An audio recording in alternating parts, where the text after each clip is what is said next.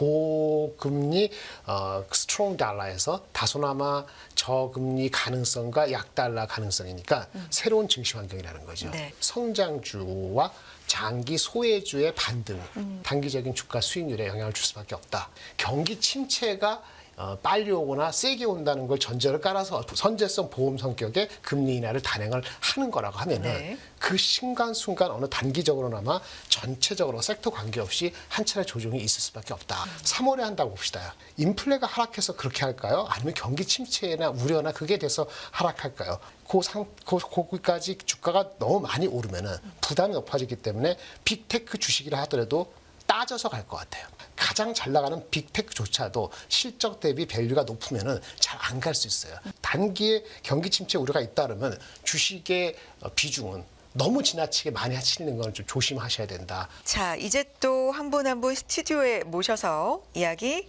들어보도록 하겠습니다. 자, 일단 아까 제가 해본다고 했던 BOJ 같은 경우는 18일과 19일입니다. 네, 그 얘기를 전해드리겠고 19일에 아마 결과가 그래서 발표가 되겠죠. 이 부분 알려드리면서 이분 모셔봅니다. 유니스토리 자산운용의 김장열 본부장 함께합니다. 안녕하십니까? 안녕하세요. 네, 본부장님 FOMC 이번에 또 네네. 저희 생중계에서 새벽에 활약을 목요일 해주셨다고 감사드립니다. 영광이었습니다. 네.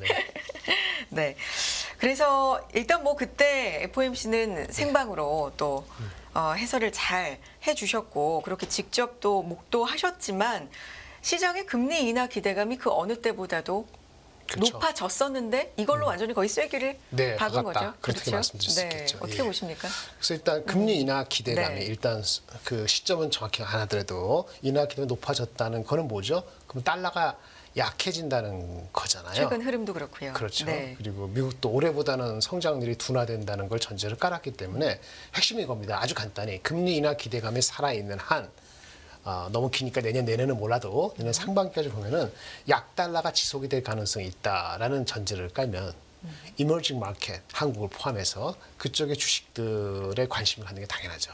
그럼 어느 쪽이냐? 증시 환경이 좀 바뀌었잖아요. 이제 고금리 스트롱 달러에서 다소나마 저금리 가능성과 약달러 가능성이니까 새로운 증시 환경이라는 거죠. 네. 새로운 증시 환경은 성장주죠. 그리고 많이 금리 때문에 영향을 많이 받았던 그 피해주가 반등하는 거니까 두 가지를 압축하면은 성장주와 장기 소외주의 반등 여기에 대해서 어느 정도 신속하게 대응하느냐가 단기적인 주가 수익률에 영향을 줄 수밖에 없다. 이렇게 규정을 줄 수밖에 없고요. 네. 그리고 그런 가운데 이제 고금리 영향받은 게 자동차 관련된 주식이 많이 빠졌거나 안 올랐잖아요. 그런 게 좀 최근에 영향을 받는 게 또 그런 같은 거라고 보시면 될 것 같아요. 그런데 그 다음에 봅시다. 이제 금리 인하 기대감이 있는데 조금 들어가면은 그 최근에 30년물 또 10년물 포함해서 미국채가 많이 내려왔어요. 네. 이게 금리가 인하되는 건 맞는데 금리 인하 시기 얘기하기 전에 금리 인하하는 배경이 뭔지가 중요하죠. 이게 단순하게 인플레이션 지표가 생각보다 빨리 하락하면은 우리가 좋은 거죠. 그럼 지금 말씀드린 것처럼 테크건 성장주가 아웃퍼폼하는 게 맞아요. 근데 경기 침체가 빨리 오거나 세게 온다는 걸 전제를 깔아서 어쩔 수 없이 선제성 보험 성격의 금리 인하를 단행을 하는 거라고 하면은 네. 그 순간순간 어느 단기적으로나마 전체적으로 섹터 관계없이 한 차례 조정이 있을 수밖에 없다. 이걸 염두에 두고 이제 시장을 바라봐야 되는 거죠. 네. 그러면 이제 금리 인하 시기는 지금 시장에서는 3월 달을 보고 있고 FOMC가 인디케이션한 건 최소한 3번 정도니까 한 2분기, 한 5월 달 정도 시작해서 3분기, 4분기 하면 3번이잖아요. 요게 이제 두 가지 스타일이고 하반기는 이제 일단 제껴놓고 하면은 3월에 한다고 봅시다. 3월에 하는 게 인플레가 하락해서 그렇게 할까요? 아니면 경기 침체나 우려나 그게 돼서 하락할까요? 까리까리하거나 경기 침체 가능성이 있다 하면은 주식시장이 지금 12월 18일인데 거기까지 주가가 너무 많이 오르면은 부담이 높아지기 때문에 빅테크 주식이라 하더라도 따져서 갈 것 같아요.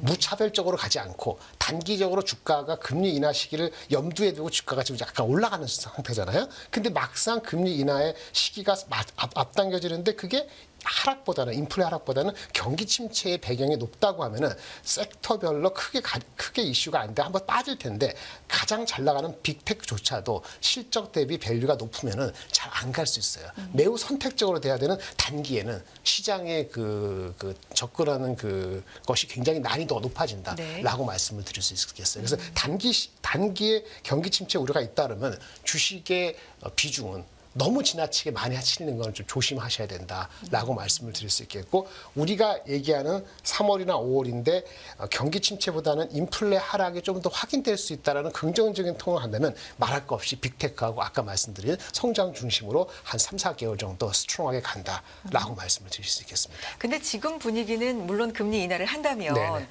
왜 하느냐가 그렇죠. 뭐 이번 FOMC뿐만 아니라 그 이전부터 네, 우리는 맞습니다. 굉장히 궁금했었는데 지금 파월 의장의 얘기를 보고 네네. 또 시장의 전체적인 분위기를 보면 침체 없이 인플레가 건전하게 잘 잡혀서 내릴 수 그렇죠. 있겠구나라는 희망이 지금은 좀 만연해 있는 거 아닌가요? 그래서 성장주하고 IT 주식이나 이런 주식이 좀 더 셀 수 있다. 아웃퍼폼에 이렇게 지금 컨센서스가 잡혀 있는 거죠. 거기에 동의하시고요? 동의하죠. 그런데 그것이 굉장히 윈도우가 길지 않거나 계속 체크를 해야 되는 거예요. 이게 내년 한 4월까지 논스톱으로 갔으면 좋겠는데 그렇지 않을 가능성이 매달 지표로서 왜냐하면 페드도 우리가 페드의 말을 안 믿는 게 아니고 페드도 역시 자기네 자신의 폴캐스트 능력을 100% 확신 못 하거든요. 그거에 대한 대비 내지는 한켠에 생각을 한다. 그런 말씀에서 주가가 많이 올라갈 때는 그 체크 앤 밸런스가 필요하다. 이런 말씀을 드릴 수 있겠고 만에 하나. 네, 물론 지금은 그런 기대감 때문에 올라갈 수 있죠. 산타가 왔고 한동안은 이어갈 수 있겠지만 까치까지? 까치까지? 네, 까치는 1월 말. 예. 그 정도까지. 네, 네. 그러니까 그 정도까지는 뭐 갈 수 있겠지만 이걸 굉장히 장기로 보기보다는 네네. 단기로 맞습니다. 말 그대로 데이터 디펜던트 하면서 좀 봐야 될 것 같다. 그러니까 10년물, 30년물 국채가 어떤 이평선을 하회하는데 이게 너무 내려가는 것도 그다지 아주 좋은 신호는 아닐 수도 있기 때문에 한편에 보셔야 돼요. 10년물이 금리가 3.9까지 내려갔잖아요. 이게 너무 내려가면은 애매한 것이 우리 기준금리가 우리가 4.6 이렇게 인디케이션인데 기준금리하고 10년물 금리하고의 차이를 봤을 때는 사실은 너무 내려가면 이게 경기 침체를 볼 수 있거든요. 이 괴리가 한 1.1%포인트면 괜찮을 것 같아요. 그러면은 제가 봤을 때는 한 4.3 정도까지에서 4에서 왔다 갔다 하는 것이 가장 좋으면서 CPI가 내려가는 게 가장 베스트 시나리오인데 이게 3.87로 내려가면서 이게 모든 게 금리가 이렇게 내려간다고 보는 거는 조금은 앞선감이 있거든요. 그래서 적당하게 4.0, 4.2에서 왔다 갔다 해주면서 CPI가 내려가는 것이 가장 바람직한 겁니다. 그걸 같이 보셔야 될 것 같아요. 그럼 지금 3.9 정도에서 좀 더 급격하게 내려가느냐. 내려가지 않고 반등하는 게 낫다. 이런 부분들 좀 봐야 되겠다. 그렇죠. 같이 지금이 봐야 굉장히 되는 중요한 거죠. 맞습니다. 네, 시점이라고 볼 수 있겠네요. 다음 볼까요? 네. 네. 근데 어쨌든 간에 그럼 세커에서는 테크가 아까 중요하다 얘기했는데 그럼 테크로 가는 이유가 뭐냐? 미국 주식을 보면 말이죠. 생산성이 중요한 게 테크잖아요. 생산성이 올라간다고 보기 때문에 테크 섹터의 주식이 시가총액이 옛날 좋았던 거군요. 네. 20년 전에도 그랬어요. 2000년도. 근데 지금도 역시 테크 섹터가 많이 올라간 거는 노동 생산성하고 관련이 있다라고 볼 수 있는데 사실은 조금 멈춰간 측면이 있어요. 보실까요? 여기 보시면 이거 과거의 테크 섹터의 순이익 비중이 이렇게 밑에 녹색이 이렇게 오면은 사실은 순이익보다는 주가가 멈춰가는 선행성이 있긴 있는데요. 20년도에는 이렇게 많이 올라갔고 2배 이상, 지금은 한 20-30% 올라갔기 때문에 버블은 아닌데 조금 앞서간 건 분명하거든요. 그래서 S&P 500 기준으로 한 뭐 18배, 19배, 20배 가까이 되는 이 주가에서는 너무 빨리 속도가 올라가는 것보다는 이익이 받쳐주는 게 중간에 이제 체크 앤 밸런스가 되면서 가는 게 중요한데 이 속도를 좀 보셔야 된다라는 거죠. 버블은 아니에요. 하지만 속도가 너무 빠르면은 또 경기감이 들어간다. 이렇게 말씀을 드릴 수 있겠고 근데 어쨌든 간에 미국의 테크 섹터가 바탕이 된다는 거는 걔네들이 투자를 한다는 거고 그 투자의 수에는 한국의 반도체 주가하고 영향이 많았다는 게 과거의 패턴에 나와요. 보시면 미국의 테크 IT 커뮤니케이션의 12개월 예상 투자하는 거하고 대한민국의 반도체 장비 업체들의 영업이익하고는 상당히 상관가 높기 때문에 지금 IT 주식에 대해서 지금 23년 10월 달 넘버가 아니고 내년도 상반기 넘버에 대한 기대 심리가 높은 거는 미국 테크 섹터의 캐펙스 증가하고 상관가 높다는 걸 보신다면 반도체를 계속 보실 수밖에 없는 거지요.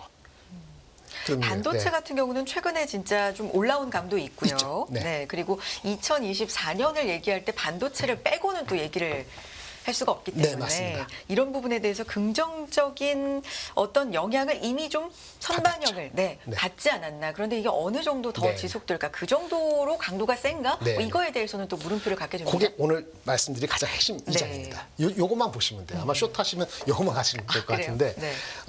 그나마 그 많은 사람들이 긍정적으로 봅니다만은 긍정적인 톤을 조금 더 세게 하는 증권사가 KB증권이라고 있어요. 그 친구들의 의견을 제가 일단 넘버는 말고 흐름을 제가 동감하겠다 말씀드릴게요.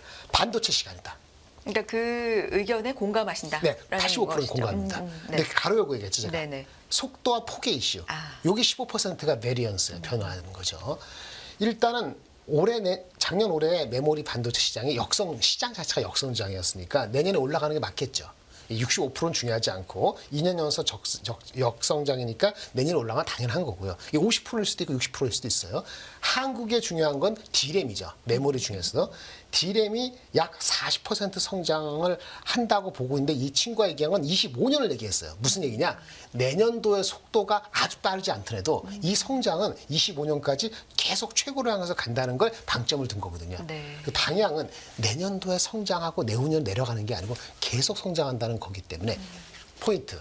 주가가 얼마까지 갈 거냐는 거는 내년도 중반까지 가고 나서는 25년 거를 땡길 수 있느냐에 달려 있어요. 아. 지금 애널리스트 목표 주가는 25년 거를 안 땡기고 24년 걸 기준으로 하다 보니까 좀 비관론자들은 야 내년에 좋아지는 거 맞는데 얼마나 좋아져? 24년 그 정도 좋아져서는 밸류에이션이 그렇게 편하지 않아. 이게 다른 쪽의 얘기거든요. 근데 25년까지 이어진다는 걸 어느 정도 받아들이면은 밸류에이션이 아주 부담스럽지 아직은 않아요. 그 넘버로 보면은 일단 삼성전자 하이닉스가 중요한데 올해보다 내년도에 코스피 시장에서의 이익의 증가분이 한 80조 정도 되거든요.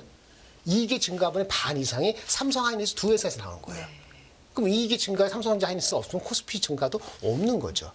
이익이 증가돼서 삼성은 뭐 30조 하이닉스 이렇게 되는데 주가를 보세요. 주가는 왜 올랐느냐? 외인 지분이 올해 지금 최고치예요. 삼성은 53.8%로 과거 역대 최고 58%보다는 낮지만 하이닉스는 역대 최고치 7년 전, 8년 전에 53.3%의 턱까지 쫓아왔습니다.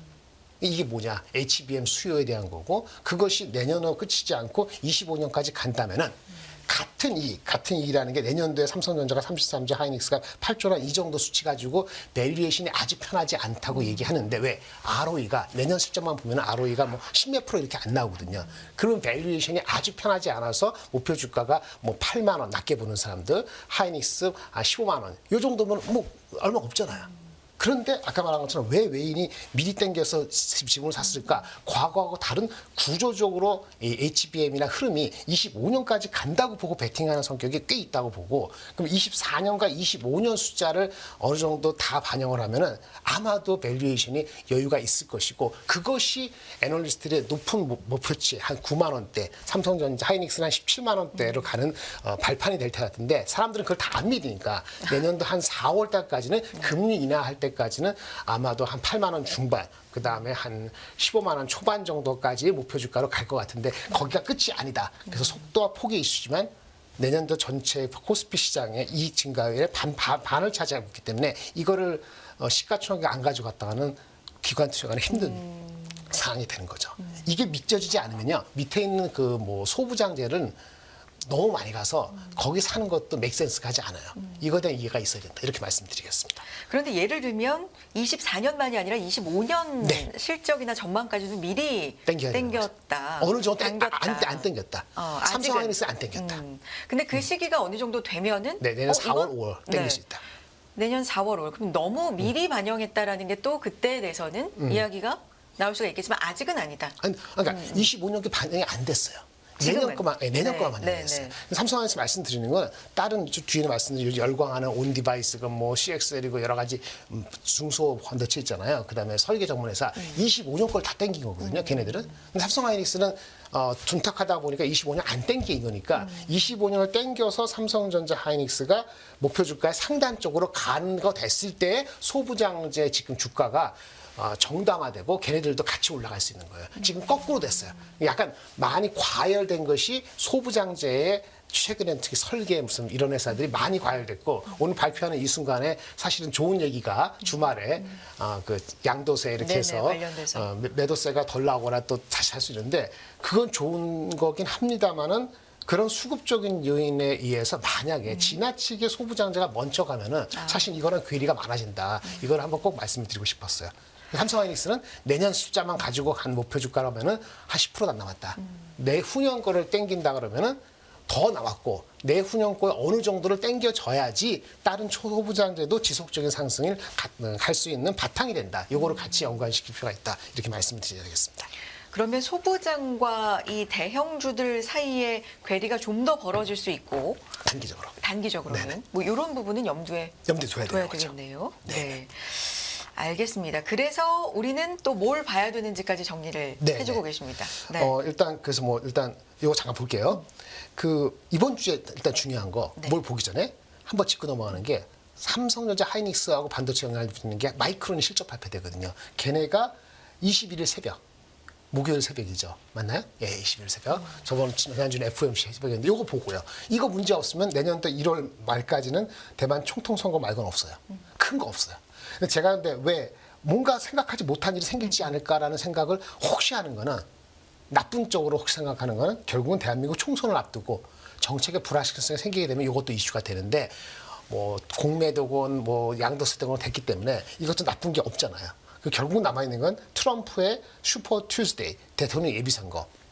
그 얘기는 아마 2월 달부터 주가 영향을 미칠 거잖아요. 그래서 제가 아까 까치 설날에는 까치가 1월 말까지니까 1월 말까지는 주가 수준이 올라가는 게 이건 너무 빨랐어, 늦었어. 요거만 가늠하고 가시면은 아마 2,600 전후까지는 안착할 수 있지 않을까라는 생각을 가지면서 제가 갖고 있는 요거 관심 종목을 말씀드리려 합니다. 요거 넌디스커서 보시고요. 개인 의견이니까 보시고 일단 아까 말씀드렸죠. 성장주, 그다음에 주식 피해주, 성장주, 그다음에 캐펙스 투자주, 반도체주죠.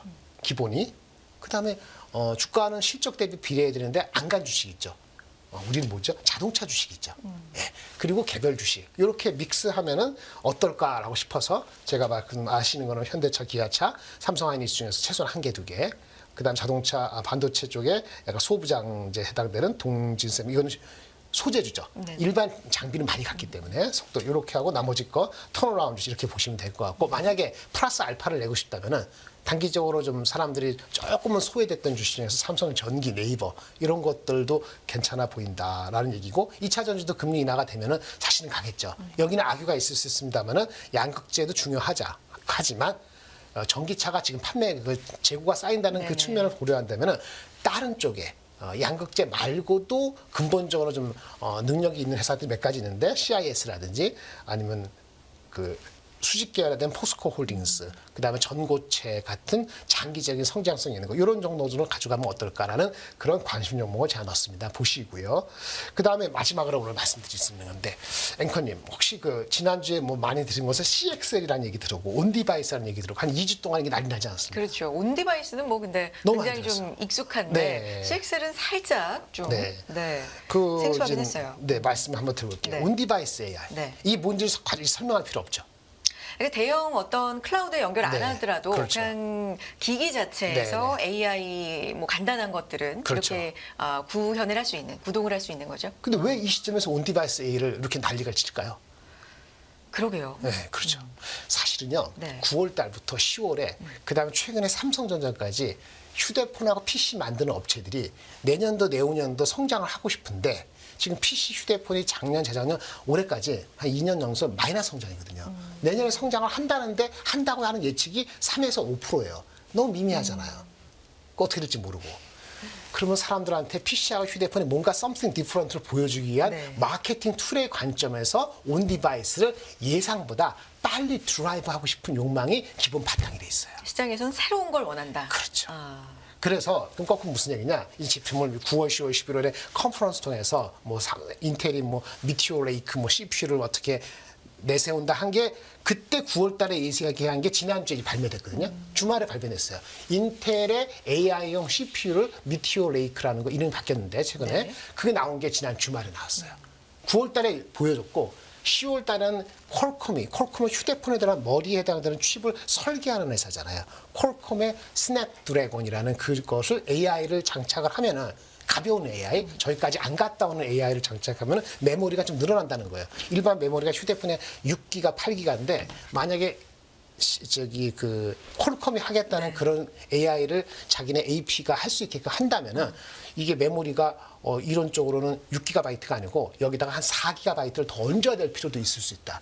메모리가 50% 이상 늘어나는 거예요. 어떻게 보면은 낮은 휴대폰의 기준은 100%고 높은 기준으로 한 50% 이상 메모리가 반도체 좋잖아요. 그런 얘기를 10월부터 얘기한 거고 그다음에 삼성전자가 또 자기네가 AI 장착한 휴대폰을 하겠다. 갤럭시 24라는 얘기를 10월 말 11월 달부터 한 거거든요. 이런 게 슬금슬금 오면서 그럼 뭐지? 그러면 AI 휴대폰 PC 만들려면은 거기 관련되는 설계하는 칩들이 필요하잖아. 설계하는 회사는 누가 있고 IP는 누가 갖고 있고 설계를 하더라도 생산하는 파운더에 연결시켜준 디자인 하우스는 뭐 있고 난리를 뽀개는 거예요. 찾기 시작하는 거죠. 예, 그게 올랐는데 오늘까지 올라가 갖고 계신 분 좋은데 제가 말씀드리는 게 이 기준을 드릴 것 같아요. 네네. 말씀 한번 들었는지 모르는데 온 디바이스 그 서플라이 체인에 관련된 회사들이 많이 있는데요. 그 회사들의 밸류에이션이 PER로 50배 되면은 물입니다. PER 50배 이미 갔으면 물이라고요. 온디바이스 관련되는 서플라이 체인에서 디자인 하우스가 가장 핫한 종목 중에 하나인데 설계를 도와주는 회사. 네. 그 회사들이 대만에 있는 회사들이 50배 넘어가면서 목이 힘들거든요. 그러니까 이걸 기준으로 한번 잡으셔야 돼요. 네. 20배면 오케이, 50배면 오바. 그다음 PSR. 실적이 안 나와서 어닝이 안 나오니까 너무 멀어서 PER이 아니고 매출 기준으로 하는 거를 했을 때 이제 높은 밸류를 주는 건데 이것을 20배까지 가는 데가 있어요. 미국의 ARM 이런 회사 있잖아요. 시스코 이런 회사들이 20배 가면 목이 차거든요. 한국은 10배 정도는 오케이. 10배 이상 넘어가기 시작하면 조심해서 한다. 어떤 회사든 간에 PSR 10배, 15배, 20배, 50배 끝에 가면 갈수록 조심하는 영역에 지금 미리 들어왔다라는 걸 꼭 말씀을 드리고 싶었고요. 실적이 가시화되는 건 빠르면 내년 하반기입니다. 네. 그리고 IP는 설계 자산이 핵심이잖아요. 근데 우리나라의 IP 회사들이 상장된 회사 별로 없어요. 그래서 미국 회사 대비했을 때 좀 지나치게 있는 회사들이 지금 너무 빨리 간다는 거하고 그다음 IP 다음에 설계가 중요하고 디자인 하우스는 꼬랩인데 요즘은 설계 전문 회사도 우리나라에 별로 없다 보니까 디자인 하우스가 많이 가는 측면이 있거든요. 이거 역시 어떤 걸 기준으로 하라? 매출 기준으로 11배 넘어가면은 부담이다라고 말씀을 드릴 수 있겠어요. 이거 한번 볼게요. 제가 여기 한 게 IP 디자인 하우스가 있어요. 네. 우리가 설계를 하려면 설계하는 IP가 있어야 되잖아요. 근데 미국에 안 빼고 대한민국에는 이런 회사가 있어요. 칩셋 미디어, 오픈 엣지, 퀄리타스 있는데 칩셋 미디어는 단기적으로 너무 많이 갔고요.